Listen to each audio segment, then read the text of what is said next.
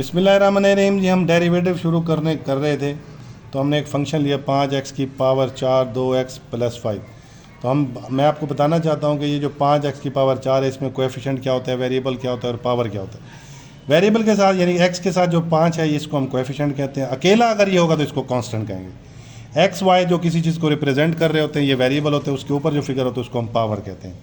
इसी तरह आपको पता होना चाहिए कि जब एक वेरिएबल दूसरे वेरिएबल के साथ मल्टीप्लाई होता है तो वो क्या अमल है। जैसे मिसाल के तौर पे 2x की पावर 4 इसको हम ज़र्ब कर देते हैं 3x की पावर 3 के साथ। तो ये ज़र्ब करने का क्या तरीका है इसका ज़र्ब करने का तरीका ये है कि कोएफिशिएंट के साथ ज़र्ब करेंगे। 2 ज़रबे 3 ये क्या हो जाएगा 6।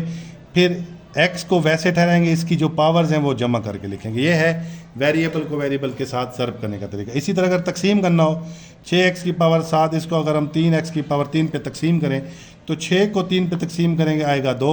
पावर में से ऊपर वाली पावर में से नीचे वाली पावर हमने क्या कर देनी है, माइनस कर देनी है। तो ये इसी तरह क्या आ जाएगा 2x की पावर 4 यानी कि ये वाला अदद निकल आएगा। ये तो है तकसीम करने का और ज़र्ब करने का तरीका।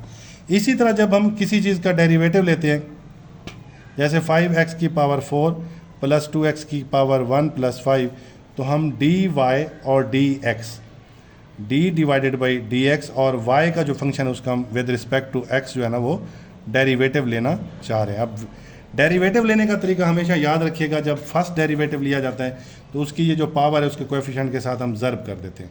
जब ये एक दफ़ा ज़र्ब हो चुके तो पावर में से एक कम कर देते हैं, यहाँ पे बच जाता है 3। फिर 2x का डेरिवेटिव 2 आएगा, x की पावर 1 है, 1 में से 1 माइनस करें तो x की पावर कितनी बच जाएगी 0। जब पावर उसकी 0 बचती है तो उसको लिखने की ज़रूरत नहीं होती क्योंकि x की पावर 0 का मतलब होता है 1।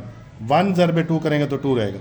इसी तरह 5 कांस्टेंट है, कांस्टेंट का डेरिवेटिव लेते नहीं है, मतलब कि उसमें होता ही नहीं है डेरिवेटिव, तब्दीली होती नहीं है, इसलिए उसका जवाब हम क्या लिखते हैं जी 0 लिखते हैं। शुक्रिया।